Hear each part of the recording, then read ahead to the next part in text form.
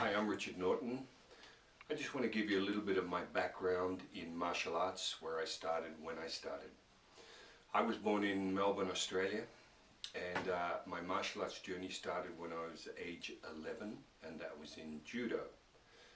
And believe it or not, it came out of looking at ads in the back of comic books. I was intrigued with the old Disney comic books, that they had these ads showing somebody, some little dude, you know, flicking 5 people over with the flick of a finger, and I thought, wow, that's interesting. That was kind of very mystical to me.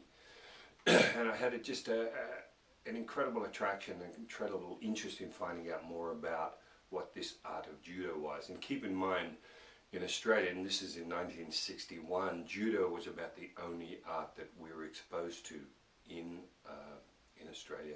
I think there were a couple of karate schools that were underway at the time, but certainly not mainstream. So as it turns out, I had a young man moved into a house opposite where I lived in Croydon, which is a suburb of Melbourne, and he was his name was Morris, Yeoman. He was disappearing twice a week, and I happened to say, well, where are you going? Where are you off to twice a week? And he said he was going to a judo class.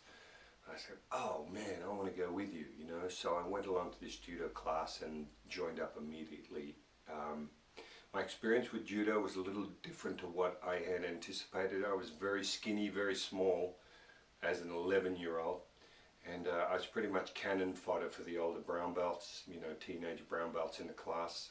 Even though Mr. Burge, his name was, who was the instructor, was very caring, he was great, I was still cannon fodder. So I reminded myself of one of those cartoon characters being thrown from one end of the dojo to the other.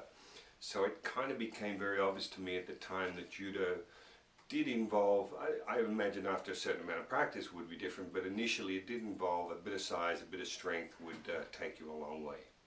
So I decided there's got to be something else out there. So the next step was another gentleman named John Rowe, who was doing judo, said, you know what, there's a karate school opening up not far from where we live. And I said, great, let's go and check that out.